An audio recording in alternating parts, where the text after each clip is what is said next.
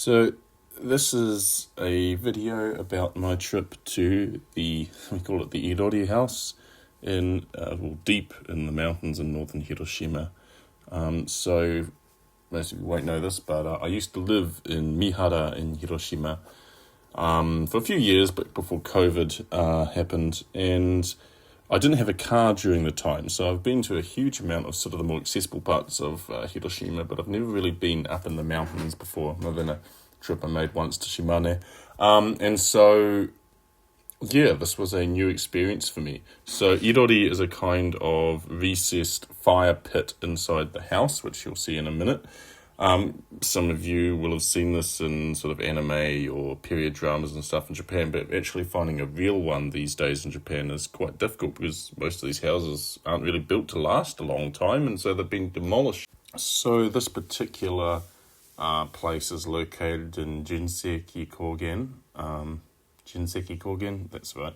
Jinseki Kogen in northern Hiroshima. So if we zoom out a bit, you can see here's the location of it, right in the middle of the mountains. It's not like super far north Hiroshima, but although it is a little bit further north, and that blue circle is showing because we weren't quite there yet. This is actually the location of the onsen that we went to on that day. And here's a picture of it, sort of more zoomed out so you can kind of see the surrounding prefectures. Let's have a look. This is the onsen that we went to. This is quite near Jinseki Kogen. I cannot remember the name of it off the top of my head. We went to a few different onsen, mainly because there's not a decent place to bathe at the Irori House. There is a bath there, but it probably hasn't been used in about 2 years since the previous occupant passed away and bequeathed the house to the sort of the local community. So yeah, that's this is one of the two onsen that we went to. So we went to this one in the morning, midday. Then we went to the Irori House for dinner. And then we had another onsen in the evening. Now, before we actually arrived at the house, we went to Taishaku Gorge, which is a famous lake in northern Hiroshima. So this one's particularly famous for a dragon myth, apparently. You can see I've got a few photos here. We had a little bit of sun there while I was there. Here's a bit of information about it. You can pause the video there if you want to read it. And this is a pathetic snowman I made in the parking lot while we were just hanging around the area. Here's a sort of an image of sort of the area. So in the summer, of course, all these buildings here are open to guests. There's souvenir shops, there's tea houses. I think there's a motel, not motel, sort of a ryokan kind of thing as well.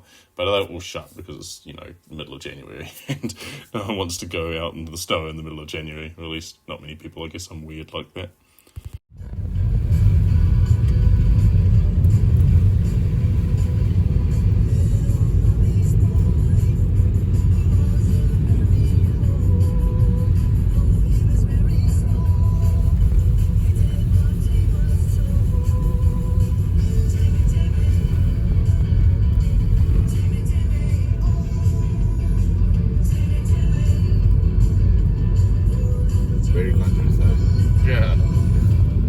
Isn't it a long way from anywhere else? I used to say that, in Japan, the real countryside is only in Hokkaido, but this is pretty good. This is pretty rural. There's still, even in places like this, you get a lot of houses, which definitely you wouldn't see in New Zealand so much.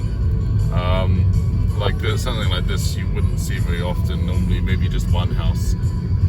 But then it's different because these are rice fields down here, whereas in New Zealand we wouldn't be doing that. Maybe we would be having one house and then sheep farms everywhere.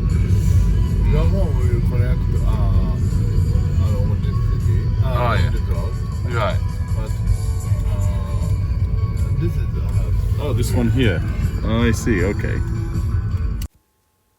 Here you can see a brief example of the kind of area we're in the mountains and the sleeping arrangements.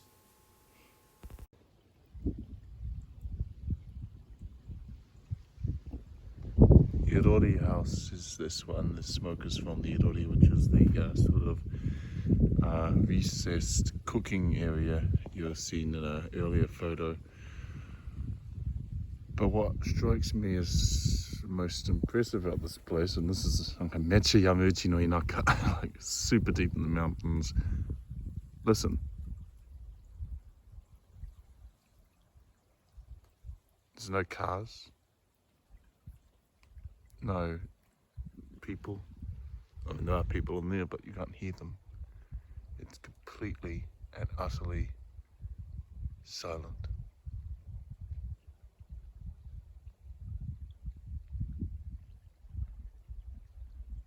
Except for the wind and the birds. Possibly the inoshishi. We're having inoshishi for dinner tonight. It's part of the nabe we're having. So there are definitely inoshishi here. I have seen some today. I've seen some dead ones anyway. We don't really want to encounter a live one. But yeah, I don't want to stray too far away into the woods because that would be hazardous to say the least. But this is pretty awesome. Hey, you can really see the construction materials, some of these older Japanese houses. This is apparently about 120 years old, this house. And they're using the old wattle and daub. You can see the rice straw here and the clay, and it's been, new layers have been added every year, but you can see they just peel away. New straw, new dirt, but it's not a very longer lasting than you might think. Like, this is staying together relatively well, as you can see, but at the end of the day it is just made of dirt and straw, really, these old buildings. Very well done. I mean, look at the joinery here. But yeah, I mean, yeah, there's a lot of wood as well, but it's not exactly built to last. Crazy stick I found inside. It's obviously very old and it's been used a lot. It's been polished by being worn, but it's got what appears to be tracks of some kind of insect worn to the side of it, which gives it this very, very neat look here. So this is us preparing the ingredients by sort of slicing or dicing them and with the chicken and stuff. We've got a lot of wild smoked boar and wild smoked deer meat as well for sort of snacks around the fire, that we added some to the irori later. And this is us just starting to cook the stuff on the irori. So what follows just some random videos that sort of happened during that time. It's just that... Yeah, this is fine. I just you need to plug it in as well. Yeah. I have a very good plug. Yeah, don't mind it. 十分にいいんですけど。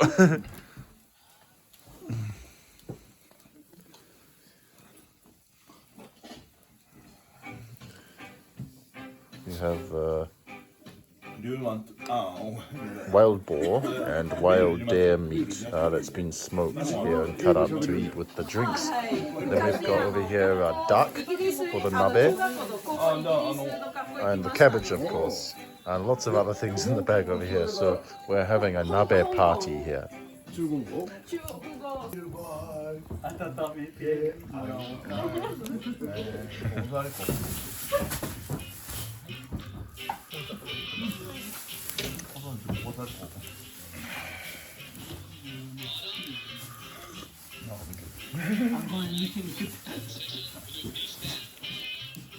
なんか漫画みたいな世界ですね。そうだな。漫画でしか見たことないと思う。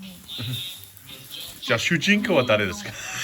いや、知ってねえよ。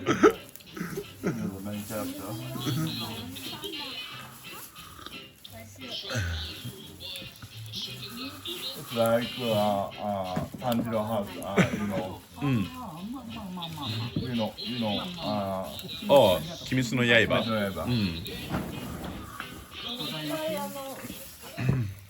赤坂さんと一緒に。あれよな、サビさん。あ、そう、サビ。どうも。あ、覚えてます。すごい。お前なんだよ。お名前。あ、そうですね。わしの名前はダイヤジョーブです。よろしくお願いします。ダイヤジョーブです。ちょっと冗談みたいな名前ですけど。あ、オッケー。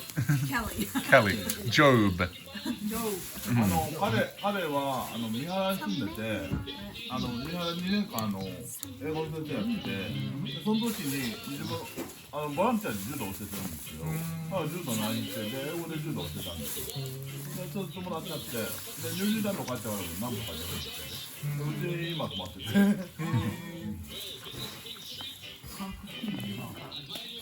俺は好きだけど彼は好き。柔道は中高からやってて、で三原に帰ってきて10年ぐらい前かな、からずっとやってて。わしなら、それからかな、2009年から英語で教えてあげてくださいって言って、英語でなんか竹が綺麗。すすだけ高いんですねこれ。日本語の勉強のきっかけは何ですか？何 Why did you start learning Japanese? Oh, Is it because of manga? No, actually, it's a complicated story, so I'll tell you in English instead of... take video. Yeah, I'm taking a video. 美味しい魚、あったよ。美味しいの、雲、そう、そう、duck. This is duck. Very expensive duck apparently. What's got with all over there? おいらもう食うね。最近なんか屋根裏かなんか音がする気がするんですけど、なんか住んでるんですかね。ネズミじゃなくて。ネズミいるんですか。ネズミとかね、そのイタチとかね、大きい音のないイタチ。イタチもいるんですよね。すごいです。ネズミは多分いると思います。まあ、ネズミあったかいからね。いや。ネズミはおるよ。それもう。So here's some of the stuff we're eating. We have the whole grilled fish thing, you know, where you stick them on a skewer over the fire, very traditional, very tasty too. And we also cooked chicken on a grill after we'd sort of eaten most of the nabe, which was also really nice. Here's some pictures of all of us sitting on the fire. And as soon as you get more than about 1.5 meters away from the fire, it gets freezing cold, so it dropped down to like -5 overnight. And there is no insulation in this house whatsoever. Like some of the outside doors are actually just shoji screens, so it's freezing cold. And so yeah, that was sort of the story of the trip to the Irori House. So me and one of my friends, we stayed overnight, which was very, very cold. I had a Hokkaido style kind of futon and it was still freezing cold even with that on. I mean, you know, you warm up after a bit, but I had to get up in the middle of the night to use the toilet, which is of course outside in this old house. And so you get out to go to the toilet, come back, and you're literally just like uncontrollable shivering for several minutes once you get back inside. But the next morning, you know, what we'd done overnight is we had stuck special kind of charcoal cylinders in the fire overnight so we could start it early the next morning, and we, you know, cooked some toast and stuff and bacon over top of it the next morning for breakfast, and then headed out to the second onsen. My apologies for the Japanese in those videos. I am not the greatest Japanese speaker of all time. I do try, but I know I mispronounce some stuff there. Yeah, I do also tend to speak in a Hiroshima dialect simply because Mihara is pretty inaka, and yeah, it's you pick up a pretty strong Hiroshima dialect after sitting there for a wee while. So what are my outtakes about this? Well, it's a great place. The Irori House is literally what it's called by the locals anyway. It's a really neat place to visit. I mean, as I said, I'd never been to that part of northern Hiroshima before, and so having the opportunity to go out there with a friend and meet some of the locals and have a nabe party in the middle of winter and then stay the night, it was all great. Would I recommend doing it in winter? Hell no. Do it in summer. It's much better. But yeah, it's nice, and it's actually really warm in summer apparently. But they really want other people to come and stay. So if this, you know, looks like your kind of thing, maybe get in touch with some of these people. Flick me a message on YouTube. I can arrange a visit.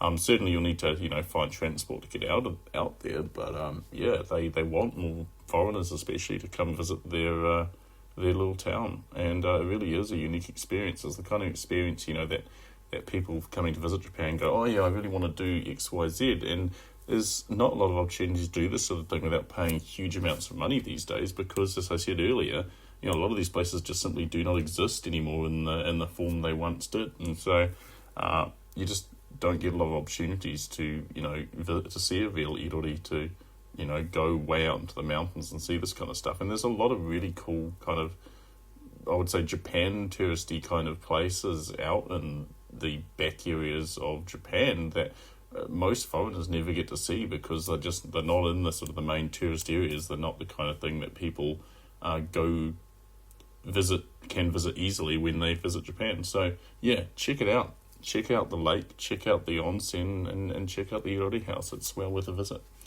And thanks for watching. See you.